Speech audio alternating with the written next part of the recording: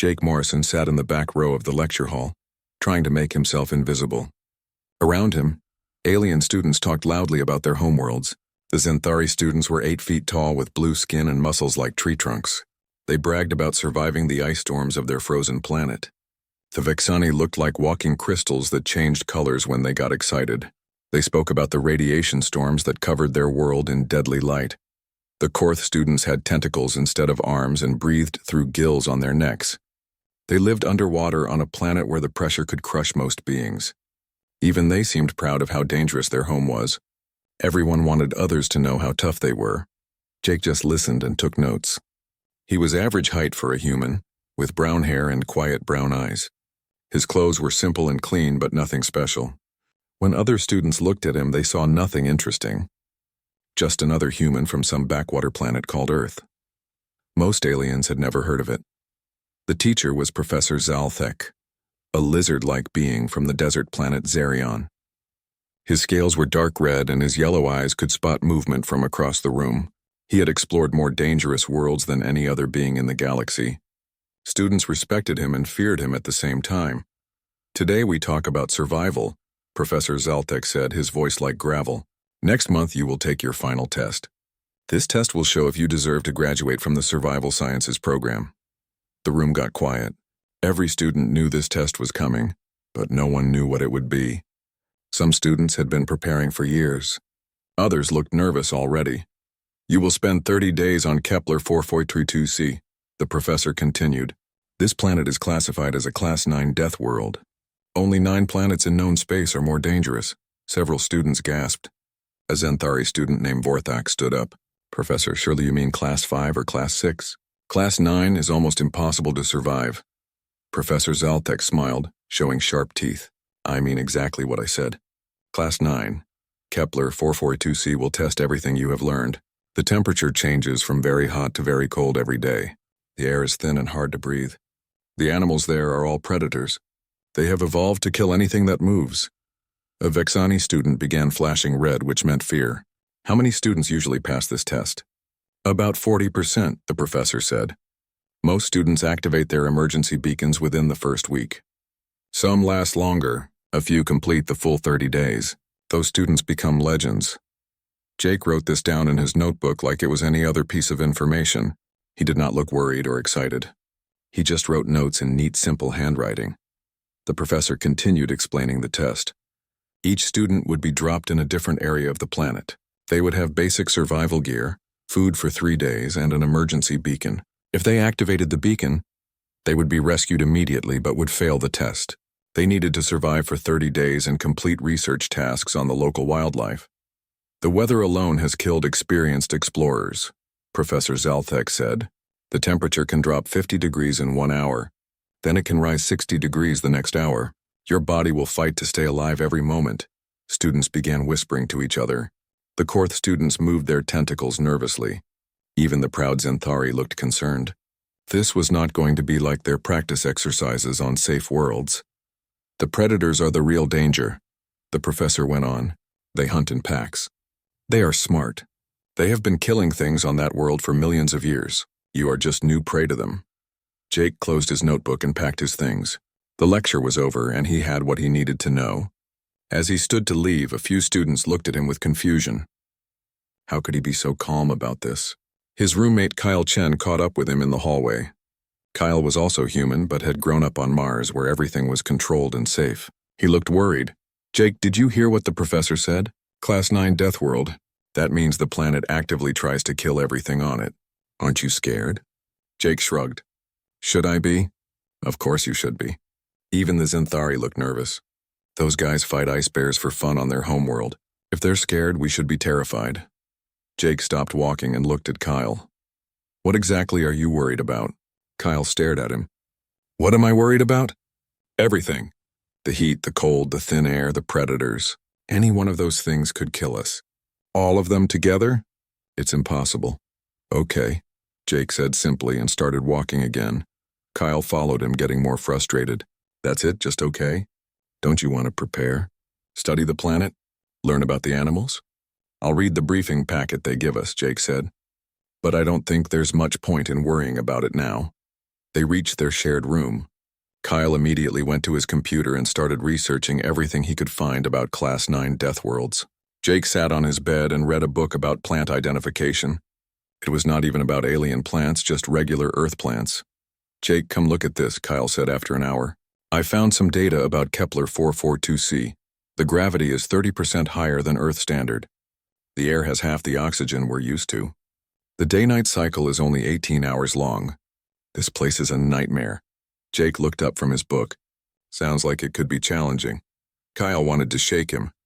How could his roommate be so calm? Did he not understand how dangerous this was going to be? Even students from warrior cultures were forming study groups to prepare together. "The professor said most students don't last a week," Kyle said. "Most students aren't us," Jake replied. Going back to his book about plants, Kyle stared at him for a long moment. There was something different about Jake, something he had never noticed before. His roommate was not just calm, he was confident. Not the fake confidence that came from bragging or showing off. This was something else, something quiet and sure. But Kyle could not figure out what Jake knew that everyone else did not. Tomorrow they would get their briefing packets and equipment assignments. In 2 weeks, they would be on the transport ship heading to Kepler 442c. And Jake acted like he was going on a camping trip instead of a fight for survival on one of the most dangerous worlds in the galaxy. The transport ship dropped out of hyperspace near Kepler 442c, and every student pressed against the windows to see their destination. The planet looked beautiful from space with swirling white clouds and patches of green and brown land. It looked peaceful, almost inviting. "Do not let the view fool you," said Commander Lisa Martinez, the human military officer overseeing the test. She was tall and strong, with short black hair and scars on her hands from years of dangerous missions. "This planet has killed more explorers than any other world in this sector." The students got quiet. Even from space, they could see massive storm systems moving across the surface. Lightning flashed inside clouds that covered entire continents. The weather patterns looked angry and violent. Jake stood at one window watching the planet turn slowly below them. Kyle stood next to him, nervously checking his gear for the 10th time that morning. All around them, students made last-minute preparations and said goodbye to friends. "Final equipment check in 1 hour," Commander Martinez announced.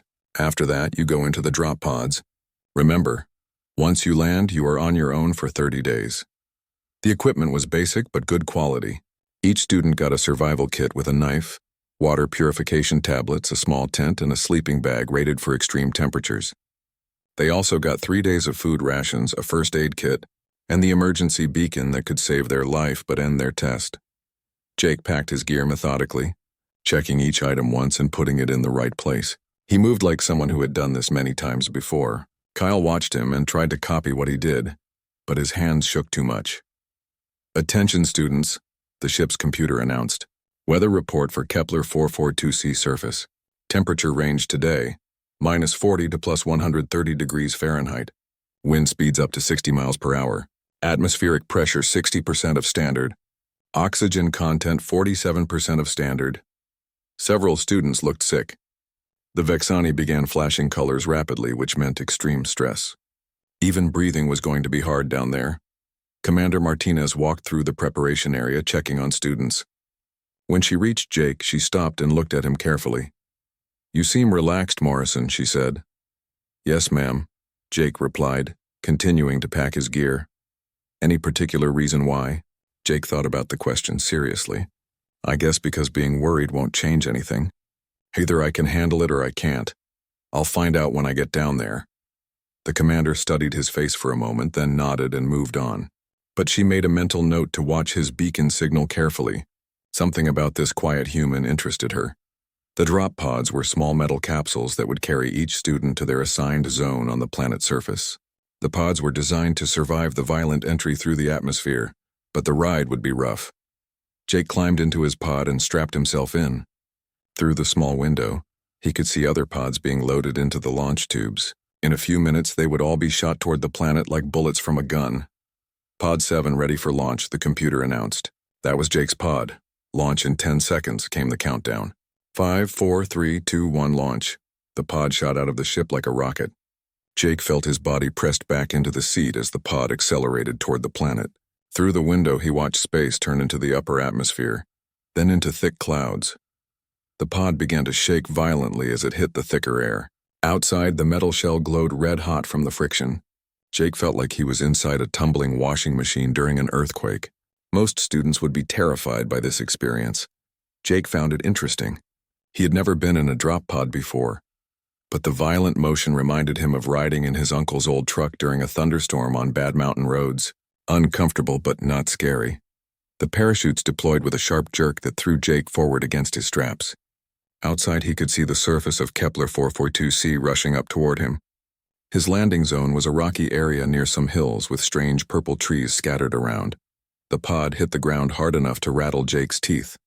The impact systems worked perfectly, but it still felt like being in a car crash. Jake unbuckled his straps and pushed open the pod door. The first thing that hit him was the air. It was thin and hard to breathe, like being on a high mountain. Each breath took more effort than normal. The second thing he noticed was the heat. Even though it was morning on this part of the planet, the temperature was already over 90 degrees.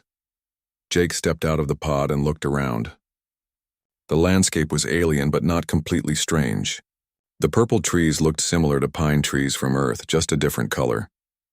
The rocks were red and orange, like pictures he had seen of deserts in Arizona. He pulled his gear out of the pod and put on his backpack. According to his mission briefing, he needed to hike 5 miles to his research zone and set up a base camp. Then he had to study the local animals and plants while surviving for 30 days. Jake started walking. The thin air made him breathe harder, but his body began to adjust quickly. The heat was uncomfortable, but he had worked summer jobs in places that got this hot. The rocky ground was rough, but he had hiked on worse trails in national parks.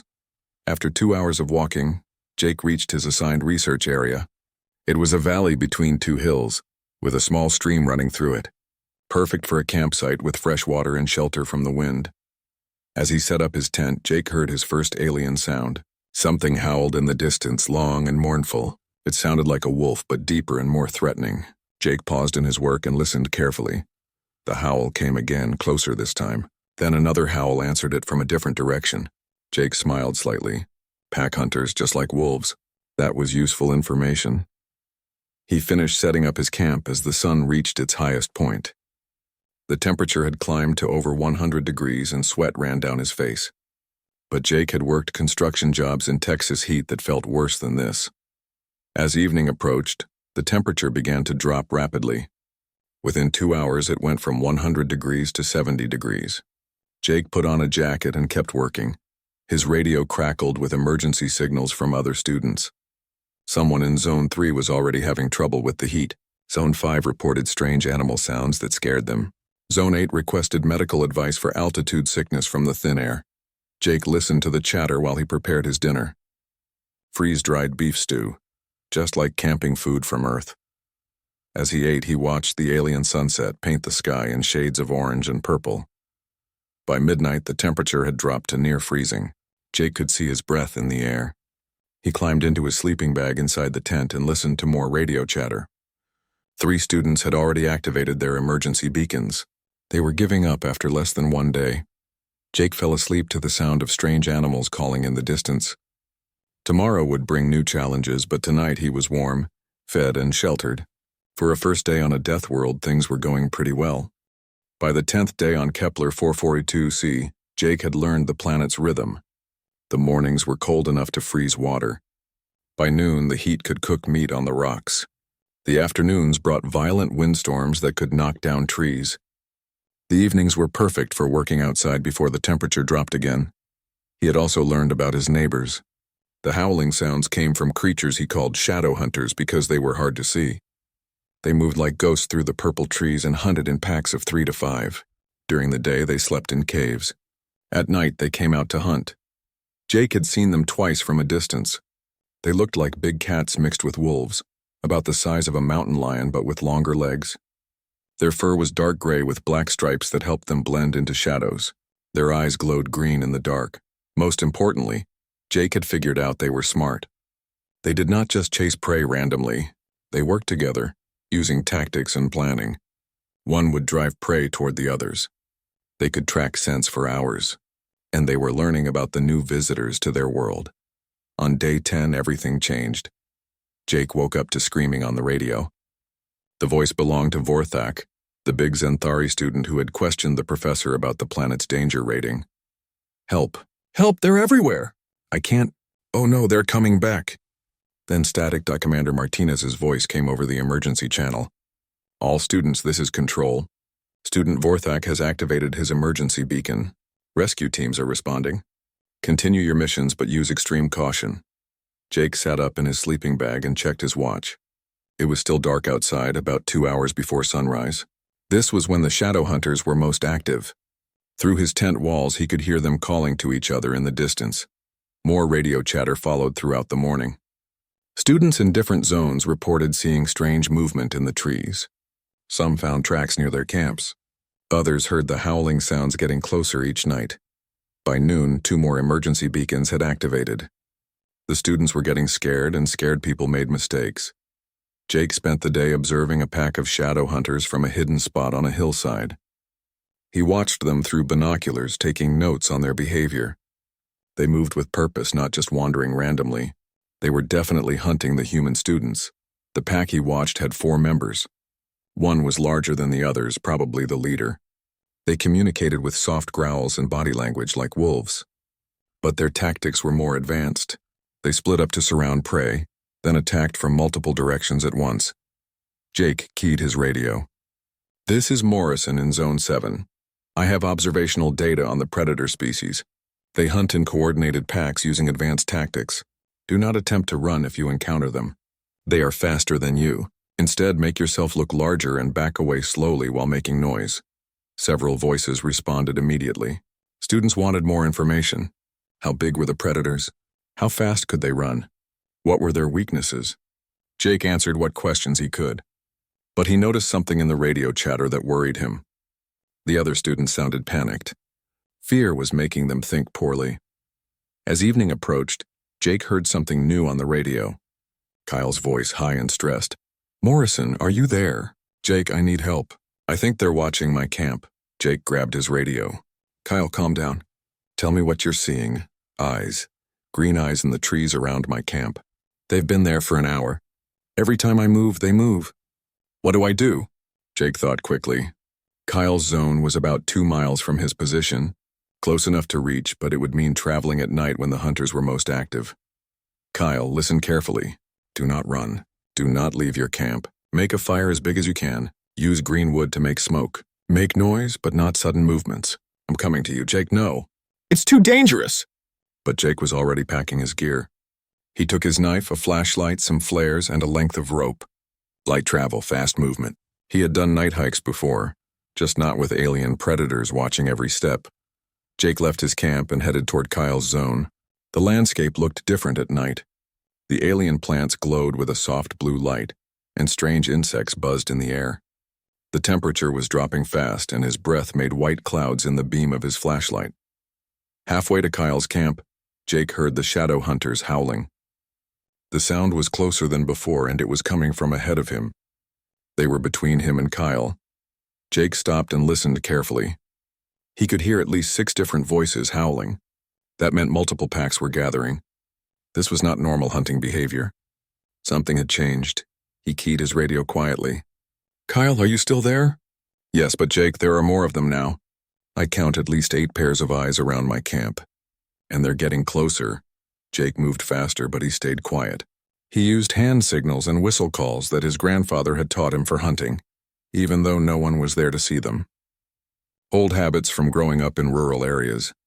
As he got closer to Kyle's camp, Jake could smell smoke from the fire. He could also smell something else. The musky scent of large predators, lots of them. Jake reached a hill overlooking Kyle's camp and crawled to the top to look down. What he saw made him understand why the shadow hunters were acting differently. Kyle's camp was surrounded by at least 12 of the creatures. They sat in a circle around the fire, just watching, waiting. This was not normal hunting behavior. This was something else. Jake realized what was happening. The shadow hunters were not just hunting randomly anymore. They had learned that the strange new creatures on their world carried emergency beacons.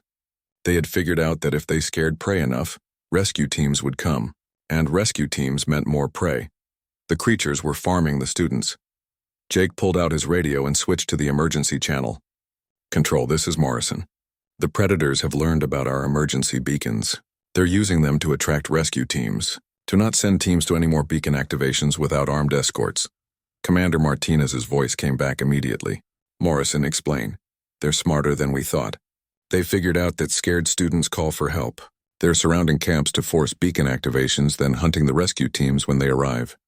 There was silence on the radio for a moment. Then, "Morrison, how do you know this?" Jake looked down at Kyle's camp where the shadow hunters continued their patient siege. "Because I'm looking at 12 of them surrounding my roommate right now. And they're not attacking. They're waiting for something. Can you reach the student?" Jake checked his gear and thought about the terrain between his position and Kyle's camp. It would mean going right through the circle of predators, but Kyle was running out of firewood, and when the fire died, the creatures would move in. "I'm going to try," Jake said into the radio. "But if my beacon activates, do not send a rescue team. Send a full military unit with heavy weapons." Then Jake turned off his radio and started moving toward his scared roommate and the pack of intelligent alien predators waiting in the darkness below. Jake moved down the hill toward Kyle's surrounded camp like he was stalking deer back home in Montana. Every step was careful and quiet. He used rocks and trees for cover, stopping often to listen and watch. The shadow hunters were focused on Kyle and his dying fire. Their attention was on the easy prey in the center, not on the darkness around them. That gave Jake an advantage, but he knew it would not last long. 50 yards from Kyle's camp, Jake could see the predators clearly. They were bigger up close than he had thought. The largest one was easily the size of a small horse. Their muscles moved under their dark fur like coiled springs ready to strike. Jake pulled out his knife and a flare. The knife was not much against creatures this size, but it was better than nothing. The flare would create light and noise, maybe enough to confuse them for a few seconds. He crept closer, moving from tree to tree. When he was 20 yards away, one of the shadow hunters lifted its head and sniffed the air. Jake froze behind a purple tree trunk, holding his breath. The creature sniffed again, then growled softly to the others. Several heads turned toward Jake's direction. They knew something was wrong, but they had not spotted him yet. Jake waited. Patience was something his grandfather had taught him during long hunting trips. "Never move when the deer are looking," the old man had said. "Wait until they look away, then take one quiet step." After 5 minutes that felt like an hour, the shadow hunters turned their attention back to Kyle. Jake moved closer, reaching the edge of the firelight. Kyle sat next to his fire, feeding it the last pieces of wood he had collected. His hands shook as he worked. Around him, green eyes watched every movement. The creatures had moved closer as the fire got smaller. Jake pulled the pin on his flare and threw it as hard as he could toward the far side of camp. It arced over the fire and landed behind the shadow hunters, exploding in bright red light. The predators spun toward the sudden light and noise, confused and temporarily blinded. In that moment, Jake charged into the camp, yelling as loud as he could, "Kyle! Stay by the fire! Don't run!" The shadow hunters were smart, but they were still animals. The sudden light, noise, and movement triggered their instincts. Some ran toward the flare. Others turned to face Jake. The coordination of their siege broke apart in the chaos. Jake reached Kyle's fire and grabbed a burning stick as a weapon. The flame was not much, but fire was something all animals respected. "Jake, how did you get here?" Kyle stammered. "Doesn't matter. We need to get out of here before they regroup." But the shadow hunters were already recovering from their surprise. The largest one, the pack leader, stepped into the firelight. Its green eyes focused on Jake with intelligence that was almost human. The creature was not afraid of the fire. It studied Jake like it was trying to understand what kind of prey he was. Jake stared back, holding the burning stick steady. For a long moment, human and alien predator measured each other. The other shadow hunters formed a loose circle around the fire, waiting for their leader's decision. Jake spoke quietly to Kyle without taking his eyes off the pack leader. "When I move, you run toward that big rock behind you. Don't look back, don't stop. Just run. Jake, I can't leave you here." "You're not leaving me. You're giving me room to work." The pack leader took a step forward. Jake raised his burning stick and took a step toward it. The creature paused, confused by prey that moved toward danger instead of away from it.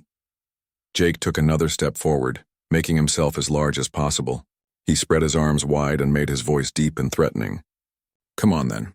Let's see what you got." The shadow hunter tilted its head, studying this strange behavior.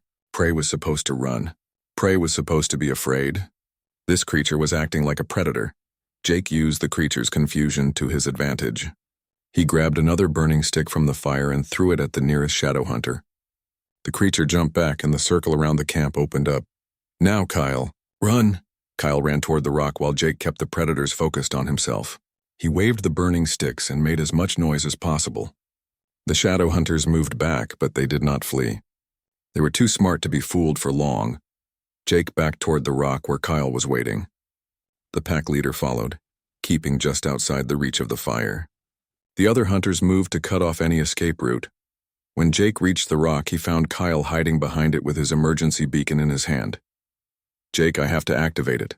There are too many of them." "Not yet. Give me a minute." Jake studied the terrain around the rock. There was a steep slope leading down to a stream about 50 yards away. If they could reach the water, it might break up the pack's coordination. "Kyle, how good are you at sliding down hills?" "What?" "When I say go, we slide down that slope to the stream. Stay low, stay fast, don't stop for anything." The shadow hunters were regrouping, forming their circle again. Jake could see more green eyes in the darkness beyond the original pack. Word was spreading and more predators were coming. Jake pulled out his last flare. This one he did not throw. He held it like a weapon, the bright red flame creating a circle of light around himself and Kyle. "Here's what's going to happen," Jake said loudly, as much for the radio as for Kyle. "We're going to walk backward toward that slope. When we reach it, we slide down fast. The water will slow them down and break up their pack tactics." "How do you know all this?" Jake grinned, and for the first time since arriving on this planet, he looked truly happy. "Because I grew up in Montana, and we have things just as mean as these guys. They're smart, but they're still pack hunters, and pack hunters have weaknesses." The shadow hunters began closing their circle again, moving slowly and carefully. Jake and Kyle backed toward the slope, the flare creating a moving bubble of safety around them. When they reached the edge of the slope, Jake looked down. It was steep and rocky, leading down to the stream below. Not an easy slide, but possible. "On three," Jake said. "1, 2. The pack leader suddenly charged, deciding that these strange creatures had been allowed to escape too long. Its powerful legs covered the distance to the rock in 3 bounds. 3. Jake and Kyle threw themselves down the slope as the shadow hunter's claws scraped against the rock where they had been standing. They slid and rolled down the hill, bouncing off rocks and crashing through alien bushes. Jake hit the stream first, splashing into water that was shockingly cold. Kyle landed next to him a second later, gasping and shaking. Above them, the shadow hunters howled in frustration. A few started down the slope, but the steep terrain broke up their coordination. In the water, their scent trail would be harder to follow. Jake grabbed Kyle's arm. "Can you walk?" "I think so. Are we safe?" Jake listened to the howling above them and looked at the dark water flowing around them. They were in an alien stream on a planet full of predators with no fire and no shelter. "Safe is a relative term," Jake said, "but we're alive, and that's what matters right now." They started walking downstream, staying in the water to hide their scent. Behind them, the shadow hunters continued howling, but the sound grew more distant. Jake keyed his radio. "Control, this is Morrison. Package retrieved successfully. Recommend all students avoid fire-based camps. The predators are adapting to our tactics." Commander Martinez's voice crackled back. "Morrison, what's your current status?" Jake looked at Kyle, who was shivering but walking steadily through the cold stream. They were both bruised, cold, and far from any shelter. But they were together, and they were moving away from immediate danger. "Status is mobile and learning," Jake replied. This planet just got a lot more interesting. The final week of the test brought changes that surprised everyone watching from orbit. Word of Jake's rescue had spread among the surviving students, and his calm voice on the radio had become something they listened for each day. Commander Martinez studied the tracking data on her screens. Of the original 47 students, only 12 remained. Most had activated their emergency beacons after encounters with the shadow hunters, but Jake's beacon had never moved from its steady progress through Zone 7. Dr. Sarah Wilson, the xenobiology professor monitoring the test, made a discovery that changed everything. She had been researching Earth's classification in the Galactic database and found a shocking error. "Commander, you need to see this," she said, bringing her datapad to Martinez. "Earth has been misclassified in our system. It's listed as a Class 4 world based on orbital surveys. But look at these surface conditions. Martinez read the data and her eyes widened. Earth's weather patterns included hurricanes with winds over 200 miles per hour, tornadoes that could destroy entire cities, blizzards that could freeze exposed skin in minutes. The planet had active volcanoes, massive earthquakes, and temperature ranges from -70 to +130 degrees. This can't be right, Martinez said. Humans couldn't evolve on a world this dangerous. Keep reading, Dr. Wilson said grimly. The data showed Earth's wildlife. Great white sharks that could bite through steel. Polar bears that weighed over 1,000 pounds. Venomous snakes and spiders that could kill in hours. Microscopic bacteria that caused deadly diseases. Even the plants included species that could kill with a touch. According to this analysis, Earth should be classified as a Class 8 death world, Dr. Wilson said. Only one level below Kepler 442c. Martinez stared at the data. You're telling me that human Morrison grew up on a planet almost as dangerous as the one he's being tested on? Not just Morrison. All humans. They've been living on a death world their entire evolutionary history. No wonder he's adapting so well. On the surface, Jake was teaching Kyle and 2 other students who had found their group how to build a proper shelter. They had met up with Lisa Park and Tony Rivera, students whose emergency situations Jake had helped solve over the radio. The key is air circulation, Jake explained as they worked on a lean-to shelter against a rock wall. You want to stay warm, but you also need fresh airflow. Too sealed up and you'll suffocate. Too open and you'll freeze. Lisa, a student from the aquatic hydrant species, watched Jake work with fascination. Where did you learn construction techniques like this? My dad's a contractor.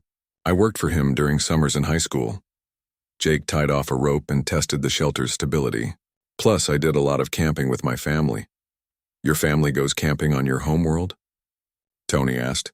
He was from the civilized core worlds where nature was controlled and safe. Voluntarily? Kyle laughed. Jake, tell them about Yellowstone. Jake shrugged. It's a big park with mountains and forests. Nice place to visit. Nice place. Kyle shook his head. Tell them about the bears. Oh, the grizzly bears. Yeah, they're pretty big. You just have to be careful with your food and make noise when you hike so you don't surprise them. Lisa's gills fluttered with stress. How big are these grizzly bears? 8 or 9 feet tall when they stand up. Maybe 600 pounds. But they mostly leave you alone if you're smart about it. The alien student stared at him. Creatures that size were apex predators on most worlds. Humans went hiking in areas where such monsters lived freely. What else lives in this park? Tony asked nervously. Mountain lions, wolves, elk, bison. Oh, and the geysers. Geysers. Hot springs that shoot boiling water into the air. Some go up 100 feet or more. The ground around them is so hot it can cook you if you step in the wrong place. Tony sat down heavily. You go to this place for fun? Jake looked genuinely confused by their reactions. It's beautiful. Great hiking, good fishing. My family goes there almost every summer. Kyle had heard these stories before, but now he understood them differently. Jake, tell them about the hurricanes. Hurricanes are just big storms. You prepare for them. Board up your windows, stay inside until they pass. My town gets hit every few years. It's not that bad, Lisa made a choking sound. Storms that can destroy buildings are not that bad? Well, you lose power for a while. Sometimes trees fall down, but people just clean up and rebuild. It's part of living near the coast. Dr. Wilson's voice crackled over Jake's radio. Morrison, this is Dr. Wilson from the orbital station. Can you describe the wildlife in your current area? Jake looked around the valley where they had set up camp. Sure, Doc, we've got the pack hunters I call shadow hunters. They're smart, work in groups, about the size of mountain lions back home. There are some flying things that look like pterodactyls, and there are these lizard things about the size of iguanas that change colors. And you consider this environment manageable? It's challenging, but nothing too crazy. The shadow hunters are probably the most dangerous, but they're just big predators. I've dealt with mountain lions and bears before. Same principles apply. There was a long pause on the radio. Then, Morrison, have you ever considered that your homeworld might be unusually dangerous? Jake thought about this seriously. I guess everywhere has its challenges. The Zenthari have ice storms. The Vexani have radiation. We have weather and wildlife. Everyone adapts to where they grow up. But as Jake spoke, he started thinking about home differently. The camping trips where they always carried bear spray and made noise on trails. The hurricane preparations that were second nature to everyone on the coast. the way his grandfather had taught him to identify poisonous snakes and spiders when he was just a kid. Maybe Earth was more dangerous than he had realized. That night, as the group sat around their carefully managed fire, Kyle asked the question that had been bothering him. "Jake, why didn't you ever mention how tough your planet is?" Jake poked at the fire with a stick, thinking, "I guess I didn't think about it. When you grow up somewhere, that's just normal to you. Every place has things that can kill you if you're not careful. But most places don't have multiple things that can kill you," Lisa said quietly. Jake looked up at the alien sky, with its 2 moons and unfamiliar constellations. For the first time, he really thought about what it meant to be human on a world like Earth. "Maybe," he said finally, "but it also makes you stronger. When you grow up knowing that nature can be dangerous, you learn to be prepared. You learn to adapt. And you learn that being scared doesn't help anyone." The radio crackled with Commander Martinez's voice. "All remaining students, you have completed the 30-day survival test. Recovery teams are en route to your positions. Congratulations to all survivors." Jake looked at his 3 companions who had made it through the final week with him. Kyle from the safe colonies of Mars, Lisa from the underwater cities of Hydros, Tony from the controlled environments of the core worlds. All of them had learned to survive on a death world because a quiet human from Earth had shown them how. When the rescue ships arrived the next morning, Jake Morrison had become something he never expected to be, a legend. The other students looked at him with respect and wonder. The professors wanted to study his techniques. The military officers wanted to recruit him, but Jake just wanted to go home to a planet with grizzly bears and hurricanes, where surviving was something you learned from your family, and being ready for danger was just part of growing up. As the transport ship carried them away from Kepler 442c, Commander Martinez asked Jake what he planned to do after graduation. Jake looked out at the stars and thought about all the dangerous worlds waiting to be explored. "I think I'd like to see what else is out there," he said. "Turns out I might be pretty good at this survival stuff." Behind him, Kyle laughed. "Pretty good? Jake, you just survived a Class 9 death world like it was a camping trip." Jake smiled. "Yeah, well, I had a good teacher. My planet taught me everything I needed to know.